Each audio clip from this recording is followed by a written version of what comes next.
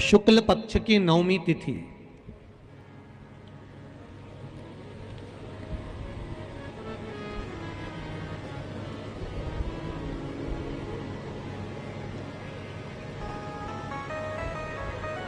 पीला चंदन घिसकर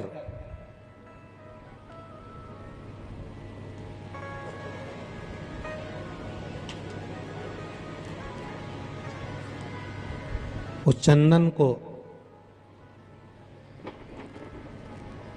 एक सुंदर पीपल का कोमल पत्ता, कोमल पत्ता मतलब एकदम, एक तो पीपल का होता है कड़ला पत्ता, एकदम कड़क हो जाता है, और एकदम होता है कोमल पत्ता।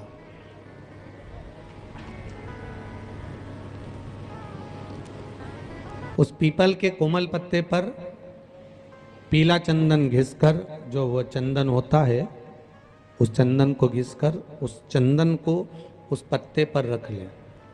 और महाराज उस पत्ते को मध्याह्न के समय पर, जैसे जब सुबह के समय पर सारी पूजन हो जाए, अर्चना हो जाए, भगवान शिव के मंदिरों में जल समर्पित हो जाए, उसके बाद में जब बाबा एकदम आनंद में विराजे हों, तब जहां शिवलिंग रखा होता है,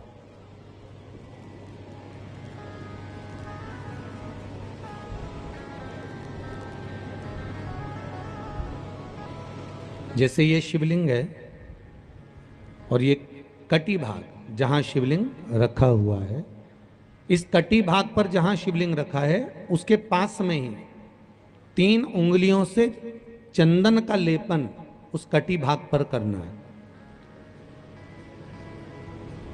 जो उंगलियां लगी रहेगी उसी को अशोक सुंदरी वाली जगह पर स्पर्श करना है, और अशोक सुंदरी वाली जगह पर स्पर्श कर कर कुछ देर तक चंदन लगे रहने देना है। उसके बाद में उस चंदन को वापस निकाल कर लेकर आना है।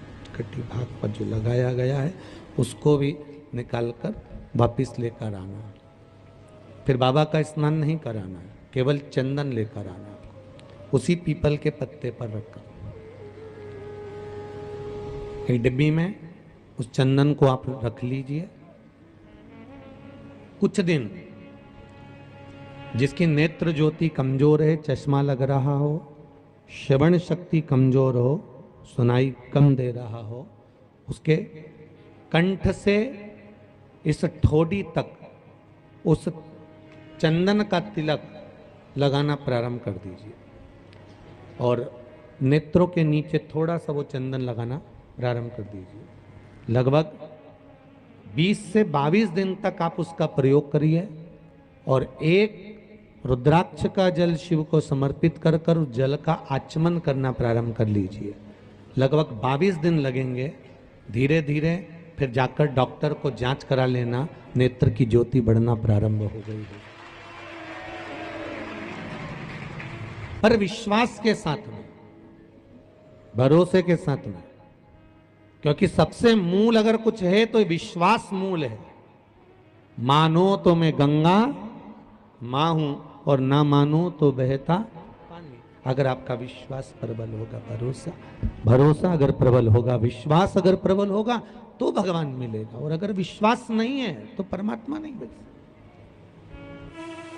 अगर शरीर में कहीं पथरी भी आ गई है ना, कहीं नेत्रों में अगर ज्योति कमजोर पड़ रही है, जाले पड़ने लगे, चश्मा बढ़ने लगा, रात को आंखों में जलन होने लगी, रात को नींद नहीं आ रही है, जो दुर्वा होती है, इस दुर्वा को तोड़ लाओ। जहां पर अशोक सुंदरी का स्थान होता है, जहां पर भराव शार्पना दीजिए। अशोक सुंदरी का जो स्थान होता है, उस अशोक सुंदरी के स्थान पर उस दुर्वा को रख दो, और कुंदकेश्वर महादेव का नाम लो। कौन से महादेव का नाम लेना है? कुंदकेश्वर। उस दुर्वा को उठा कर लिया, उस दुर्वा को लेकर आओ। लगभग 20-25 दुर्वा लेना, उसको लेकर आइए। सुबह सुबह कुंदकेश्वर महादेव का नाम लेकर उसको खाना प्रारंभ कर दीजिए। एक दुर्वा रोज खाओ। जो पथरी है या नेत्रों में तकलीफ है या कोई ना कोई रात्रि को नींद नहीं आना, बेचैनी हो जाना, घबराहट होना, धीरे धीरे धीरे धीरे 20 दिन की वो दुर्वा है, 20 दुर्वा एक एक दिन खाना चालू करो। 4 या 5 दिन लगेंगे, अपने आप आपको कोई गोली खाने की जरूरत नहीं पड़ेगी, नींद अपने आप आना प्रारंभ हो जाएगी और बेचैनी। अशोक सुंदरी वाली जगह पर दुर्वा समर्पित कर कर कुंदकेश्वर महादेव का नाम लेकर, कौन से महादेव? कुंदकेश्वर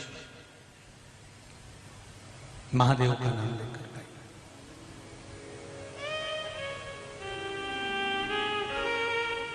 शिव आराधना का मूल है जल।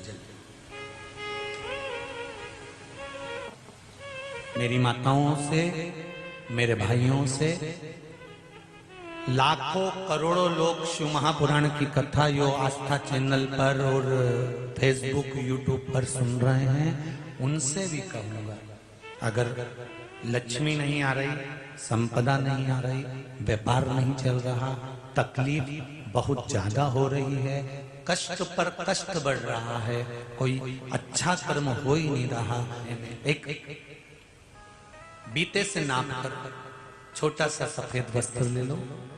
उस वस्त्र में 108 चावल के दाने रख लीजिए, एक सफेद पुष्प की पत्ती या पुष्प जो मिल जाए वो रख लो। फूल भी ना मिले तो एक चावल का दाना अलग से रख लीजिए। उसको अपने घर के जहां परिंदा होता है, मटका होता है, पानी भरने का स्थान होता है, जहां पर हम पानी पीने का भरते हैं, वहां उसको एक कटोरी में रख लीजिए। 3 दिन में कोई सी भी तिथि, चाहे आप दूज, तीज, चतुर्थी ले लो, चाहे पंचमी, छठ, सप्तमी ले लो, चाहे अष्टमी, नवमी, दसवीं ले लो, उसको रख दीजिए 3 दिन। चौथे दिन घी का दिया लेकर, वो पोटली लेकर, कुछ भेंट लेकर, जो आपकी मर्जी पड़े, दान के भाव से घी का दिया शिव जी के मंदिर में लगा दीजिए, और जो पोटली और जो भेंट है वो किसी भी ब्राह्मण जन को, गुरुजन को, किसी को भी प्रदान कर दीजिए उसको। अगर ब्राह्मण जन, गुरुजन नहीं ले तो कोई इसका मोल तत्व समझता हो, कोई सौभाग्यवती माताएं हो, कोई बहन बेटियां हो, उनको भी आप दे सकते। ये लक्ष्मी की वृद्धि करने का, संपदा, रोग, आनंद, सुख प्रदान, ये रोग के लिए तो नहीं कर सकते, पर संपदा के लिए सबसे प्रबल है संपदा। कोई अगर आपका धन खाकर चले गया है, पैसा नहीं दे रहा, बस आप शिव मंदिर में जब दिया लगाएंगे और इसको वापस शिव मंदिर से पोटली को लेकर आएंगे, चाहे तो मंदिर में कोई ब्राह्मण देवता हो, पंडित जी हो, उनको भी दे सकते हैं, या किसी को भी दे। उस समय पर आपका स्मरण, दीप लगाते समय, दिया लगाते समय स्मरण होना चाहिए कि मेरा पैसा इतना गया हुआ है, बाबा ये रकम डूब गई है, ये पैसा चले गया है, ये प्राप्त होना चाहिए, मेरा व्यापार बढ़ना चाहिए। शिव करे, अरे तेरा ही दिया मैंने खाया पिया है, तेरा शुक्रिया है, तेरा शुक्रिया है, मुझे भोले बाबा ने बहुत दे दिया है, तेरा शुक्रिया है। देवी नवमी को आपका कोई काम उलझ रहा है, आपका कोई काम ऐसा है जो बहुत दिन से उलझा हुआ है, चाहे वो कोर्ट कचहरी का हो, चाहे वो किसी से जुड़ा हुआ हो, और वो नहीं हो रहा, तो स्कंद पुराण कहती है, हमारे खंड में भी वर्णन शिव महापुराण, कि किसी भी नवमी को आप आंवले के पेड़ के नीचे घी का दिया लगाकर, मौली, मौली मतलब हाथ में जो नाड़ा बांधते हैं, लच्छा, मौली, लच्छा, नाड़ा, हाथ में बांधने वाला, पूजन वाला धागा लाल, घी का दिया लगाकर 5 परिक्रमा आंवले के वृक्ष की कर लीजिए और परिक्रमा कर कर धागे को वहीं पर छोड़कर थोड़ा सा धागा और अलग से लेकर किसी टहनी पर उसको कामना कर कर बांध दीजिए। महाराज 10वीं तिथि को, 9वीं को तो ये करो कि 10वीं को वापिस जाकर आंवले के पेड़ के नीचे घी का दिया लगाइए और जो धागे की आपने टहनी पर जो धागा बांधा है उसको खोल कर ले आइए, अपने हाथ पर बांधकर उसी धागे को पहनकर अपने काम के लिए निकल जाइए, आपको सफलता प्राप्त हो जाए। स्कंद पुराण में आंवले के वृक्ष का बड़ा महत्व है। वृक्ष में जो गोंद लगती है वो ब्राह्मण हत्या का अंश है। पृथ्वी पर जो वृक्ष लगते हैं और वृक्ष में जो गोंद लगती है वो ब्राह्मण हत्या का अंश है। बंजर भूमि ब्राह्मण हत्या का अंश है। इसलिए हमारे यहाँ शास्त्र कहता है तुम्हारे बहू का अगर जापा होए, बहू की डिलीवरी होए, बहू को संतान होए तो खूब घी में गोंद तल तल कर खिलाओ। पर जन्माष्टमी रामनवमी पर भगवान का प्रसाद तैयार करो तो उसमें गोंद मत डालना, क्योंकि उसमें ब्राह्मण हत्या का अंश रहता है। भगवान के प्रसाद में गोंद नहीं आना चाहिए। मेरी जीजियों,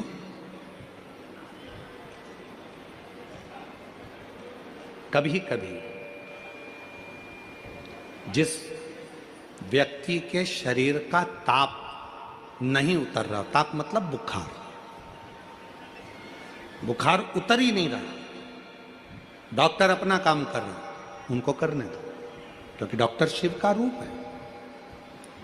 डॉक्टर दवाइयां दे रहे हैं, देने दो, डॉक्टर शंकर का रूप है। वो जांच का बोले जांच कराओ, दवाई का बोले दवाई खाओ, सब कुछ करो। उसके बाद भी अगर आधी रात को कोई डॉक्टर नहीं मिल रहा है और बहुत तेज बुखार शरीर में चढ़ गया है, बहुत तेज बुखार चढ़ गया, बहुत तेज। महाराज, एक यदि बहुत तेज बुखार चढ़ गया है और उतर ही नहीं रहा और उस समय पर कोई अपने दवाई भी दे दी, सब कुछ कर लिया, पर फिर भी वो बुखार उतरने को तैयार नहीं, तो अपने ही घर में जो भी शंकर का शिवलिंग हो, जो भी शिवलिंग, उसको तुरंत एक पात्र में रख लीजिए और हाथ में 2 कटोरी में या 2 पात्र में जल ले लीजिए और भगवान शंकर का नटराज रूप का दर्शन करिए। अपनी बुद्धि में नटराज भगवान का स्मरण करो कि जो चारों तरफ नटराज जी के अग्नि है, चारों तरफ। आप लोगों ने नटराज मूर्ति का दर्शन करा है कि नहीं करा? किस किस ने करा है, जरा बोलो। सबने करा है ना? नटराज भगवान के नत्य की मूर्ति में चारों तरफ अग्नि का गोला है, चारों तरफ। नटराज भगवान का, नटकेश्वर महादेव का स्मरण कर कर दोनों कटोरी में जो जल है या पात्र में जल है, उसको धीरे धीरे शंकर भगवान पर, नटराज भगवान के चारों तरफ जो ज्वाला है, अग्नि है, उसका स्मरण कर कर चढ़ा दीजिए। शिवलिंग को उठाकर वापिस अपनी जगह पर रख दीजिए। जो कटोरी में जल इकट्ठा हुआ है प्लेट में, उसमें एक वस्त्र गीला कर लो और उसी वस्त्र को गीला करने के बाद एक चावल का दाना उस पात्र में डालकर रख दो जिसमें पानी था। उस वस्त्र को गीला कर कर उस बच्चे के पूरे शरीर पर 3 बार, या जिसको भी बुखार हो, महिला पुरुष, उसके शरीर को 3 बार, आधे घंटे के अंदर 3 बार उसको धीरे धीरे धीरे धीरे नटराज भगवान का स्मरण कर कर, नटकेश्वर महादेव का स्मरण कर कर उसको पोंछ दीजिए। 7 से 8 मिनट के अंदर उसका बुखार पूरा उतरना प्रारंभ हो जाता है। वो ज्वाला अपने आप धीरे धीरे शांत होने लगती है। अपने दवाइयाँ जरूर लेना, डॉक्टर को जरूर दिखाना, क्योंकि डॉक्टर शिव का रूप है, पर उसके साथ में नटकेश्वर महादेव का स्मरण भी कर। आइए, पास में भी ज्योति के रूप में। इसलिए जब तुम संपूर्ण तरह से हार जाओ, लगे अब कुछ भी नहीं अपने पास में, एकदम खाली हो गए, कुछ भी नहीं बचा, तब बेलपत्र के वृक्ष के नीचे शंकर जी के मंदिर के सम्मुख में 2 दीप लगाना प्रारंभ कर दीजिए। एक लंबी बाती का दीप, एक गोल बाती का दीप, एक शक्ति का, एक शिव का। दोनों दीप घी के दोनों सामने रखो, बाबा को प्रार्थना करो। शिव मंदिर में लगाने के बाद फिर बेलपत्री के वृक्ष के नीचे जाओ। उस बेलपत्री के वृक्ष के नीचे जाना जिसकी छांव तुम्हारे ऊपर पड़े। पौधा नहीं, पौधे की छांव नहीं आ पाती अपने ऊपर, पौधा छोटा सा रहता है तो उसकी छांव नहीं आती। बेलपत्र के वृक्ष की छांव में बैठकर 2 दीप लगाओ जिसकी छांव है। 2 महीना नियम ले लो, शाम के समय पर दिन भर मेहनत करूंगा, परिश्रम करूंगा, अपने व्यापार को बढ़ाऊंगा, कर्म करूंगा, मेहनत करूंगा, और शाम को प्रदोष काल में मेरे घर का कोई भी व्यक्ति जाएगा, शिव मंदिर में 2 दीप और बेलपत्र के वृक्ष के नीचे 2 दीप लगाएगा। 2 महीना इंतजार करना, मेरा बाबा हाथ पकड़कर तुम्हें ऐसा दौड़ाएगा कि शिव अपने आप करुणा करने लगेगा। और मेरी जीजियों, मेरे जीजाओं, मेरी बेटियों, बेटाओं, मेरे बुजुर्ग माँ बाप, याद रखना, बेटा अगर गलत संगत में जा रहा है, पति गलत संगत में जा रहा है, बेटियां अगर कहीं गलत संगत में जा रही हैं, परिवार गलत लाइन पर जा रहा है, अगर इन सबको तुम्हें सतमार्ग की ओर लेकर जाना है, सही मार्ग की ओर लेकर जाना है, तो अपने घर से 1 लोटा जल ले जाकर शिव को चढ़ाना प्रारंभ करो। वहां से थोड़ा सा जल लाकर जितने भी घर के सदस्य हैं उनको आचमन कराना, पिलाना चालू करो। वो ना पिए तो एक जग के अंदर पानी में थोड़ा डाल दो और सबको वो पानी पिलाना प्रारंभ करो, या अपने घर के दरवाजे पर उस जल को छींटना प्रारंभ करो, या अपने घर के दरवाजे पर श्री शिवाय नमस्तुभ्यम एक चिपका दीजिए, लगा दीजिए, लिख दीजिए, जिसके नीचे से ये बार बार निकलेंगे तो निश्चित है हमारे घर में कभी कोई बुरी सोच, गलत विचार या गलत मार्ग कोई नहीं पकड़ेगा। एक ना एक दिन सतमार्ग जरूर सामने आएगा, एक ना एक दिन सतमार्ग आएगा। बस थोड़ा सा प्रयास, थोड़ा सा बल। शंकर भगवान का 1 लोटा जल सारी समस्या का हल। एक पत्र है, अच्छा है, ऐसा नीला कलर का पुष्प होता है, देखो छोटा है थोड़ा हमारे हाथ में, ये फूल का बेटा है, ठीक है, पूरा फूल नहीं है, ठीक है, फूल का बेटा है ये छोटा सा। अच्छा दिख रहा है, काय आस्था वालों दिखाओ तो सही, दिखाओ जरा बाजू में, और थोड़ा सा पास कर दो तो सबको नजर आ जाएगा, ठीक गया। शंख पुष्पी, अपारिजात भी बोला जाता है इसको, ठीक है। हर हर विराजो विराजो। तो एक पुष्प अपन कहते हैं, हमारे भगवान देवादिदेव महादेव को, भगवान शंकर को बड़ा प्रिय है ये पुष्प। अब किसी से पूछा जाए, आप कह रहे हो कि शंकर भगवान को ये नीला फूल, ये शंख पुष्पी भगवान शिव को इतनी प्रिय क्यों है, भगवान शंकर को इतनी प्रियता क्यों है, कोई से पूछे तो वो बताए चाहे ना बताए, पर शिव महापुराण का संवाद कर रहे हैं। कंठ में स्वयं मां जगत जननी ने 10 विद्या में से एक मां को याद किया, और मां तारा का एक स्वरूप मां सरस्वती के रूप में विराजमान हो गया। कंठ में रहने से विष की तपन के कारण, कंठ में रहने से विष की तपन के कारण उनका स्वरूप नीला पड़ गया। और जब उनका स्वरूप नीला पड़ गया तो भगवान देवादिदेव महादेव ने कहा, सुनो पार्वती, संसार के लोग, भूमंडल में रहने वाला यदि कोई भी मानव जिसकी विवेकता, बुद्धि, विचार, सोच, ज्ञान थोड़ा सा भी अगर उसमें कम है, तो वो नील सरस्वती का यदि आवाहन करे, मां नील सरस्वती स्तोत्र का पाठ करे, मां नील सरस्वती की स्मरण करे, तो उसकी विवेक, उसकी बुद्धि तीव्र होती है, श्रेष्ठ होती है। और सुनो पार्वती, यदि मान लो कोई नील सरस्वती का स्तोत्र का पाठ नहीं कर पाए, आराधना नहीं कर पाए, साधना नहीं कर पाए, स्मरण ना कर पाए, अगर कोई बच्चा एक शंख पुष्पी पुष्प को समर्पित कर कर जलाधारी पर और एक लोटा जल यदि वो समर्पित करता है और उस जल का आचमन कोई बच्चा नित्य प्रति करता है, तो वो बच्चा धीरे धीरे विद्वत्ता धारण करता ही जाता है। जो याद करता है वो भूलता नहीं। ये मां नील सरस्वती की कथा है। दो सरस्वती का दर्शन आपको और हमको होता है, दो सरस्वती का स्मरण आप और हम करते हैं। एक सरस्वती जो स्वयं श्वेत वस्त्र धारण करी है, हंस पर बैठी हैं और बड़े आनंद के साथ में माँ सरस्वती का सुंदर स्वरूप है। पर एक सरस्वती ऐसी हैं जो नीला उनका स्वरूप है और नील सरस्वती के रूप में उनकी पूजन होती है। माँ नील सरस्वती। महाराज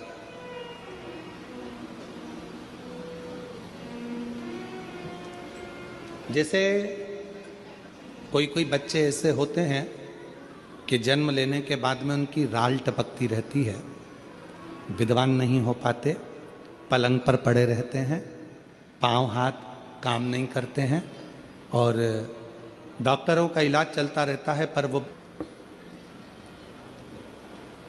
बच्चों की मुख से राल टपकती रहती है, विद्वत्ता नहीं रहती, माइंड थोड़ा सा कमजोर होता है और शरीर भी उनका थोड़ा शिथिल रहता है। शरीर तो कई लोग कह देते हैं कि ये बच्चा थोड़ा जल्दी जन्म ले लिया इसलिए ऐसा हो गया, प्रीमेच्योर हो गया, ऐसा हो गया, वैसा हो गया। दवाइयाँ भी चलती हैं, इलाज भी चलता है, पर उसका कोई लाभ नहीं मिल पाता और वो बच्चा पलंग पर पड़ा रहता है, राल टपकती रहती है, बुद्धि काम नहीं करती। छोटे छोटे भले वो 20 साल का हो गया, पर 8-10 साल के बच्चों जैसी उसमें विवेकता होती है, बुद्धि होती है।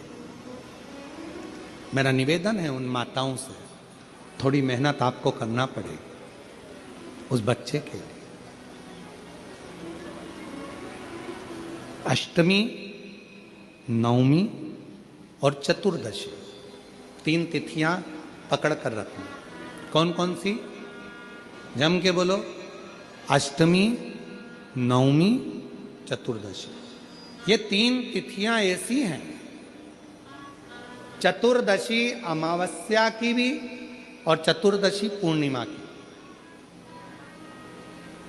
अष्टमी नवमी अमावस्या की भी और अष्टमी नवमी पूर्णिमा की। ये वो तिथियां हैं जिन तिथियों में मां नील सरस्वती का स्तोत्र का पाठ कर कर एक शंख पुष्पी पुष्प, एक अपारिजात का पुष्प जलाधारी पर रखकर 7 बार अगर जल का पात्र से जल चढ़ाया जाए और उसी जल को कटोरी में झेल लिया जाए, उस जल को 3 दिन तक लगातार यदि सुबह दोपहर शाम रोज उस बच्चे को देना चालू करी है, उसके हाथ पैर भी काम करना प्रारंभ करेंगे, उसकी बुद्धि भी काम करना प्रारंभ करेगी।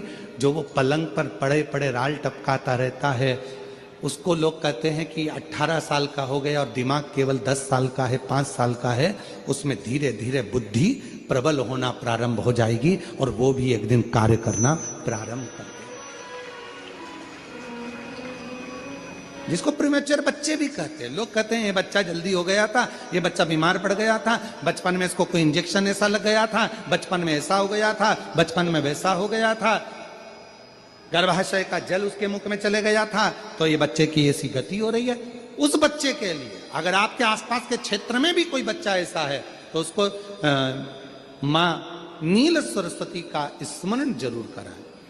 और अगर आप लोगों के पास में मां नील सरस्वती का स्तोत्र का पाठ ना मिले तो प्रयास करिएगा, मोबाइल पर सर्च कर कर मां नील सरस्वती का स्तोत्र भी निकाल सकते हो। बाजार में से गीता प्रेस गोरखपुर की किताब में भी ला सकते हो। पढ़ भी सकते हो, घर में उसका स्तोत्र का पाठ भी कर सकते हो। मां नील सरस्वती स्तोत्र का स्मरण और बड़े भाव के साथ करें स्मरण स्मरण। और कोई माताएं कह देती हैं, कोई बच्चा कह देता है मम्मी मुझे याद नहीं होता, याद करता हूं परीक्षा हॉल में जाकर भूल जाता हूं, मैं कुछ पढ़ता हूं बाद में जाके भूल जाता हूं, स्मरण में नहीं रहता। तो उनसे भी निवेदन है, आप मां नील पाठ नहीं पढ़ सकते, स्तोत्र नहीं कर सकते, संस्कृत में नहीं पढ़ सकते, तो मां नील सरस्वती के नाम से अष्टमी, नवमी और चतुर्दशी के दिन एक शंख पुष्पी पुष्प को, नीला कलर का जो फूल होता है बेल में लगा होता है, जो शिव जी को अति प्रिय होता है, उस पुष्प को आप जलाधारी पर रख दीजिए। जलाधारी जानते हो ना सब लोग, शिवलिंग पर नहीं, जलाधारी पर रख दीजिए और जल चढ़ाना 7 बार प्रारंभ करिए। बाबा देव अधिदेव महादेव आपको याददाश्तता में प्रवर करेगा। परीक्षा हॉल में जितना तुम याद कर कर गए हो, अच्छी मेहनत कर कर गए हो, तो भूलोगे नहीं, तुम्हारी बुद्धि तीव्र होती चली जाएगी, प्रबल होती चली।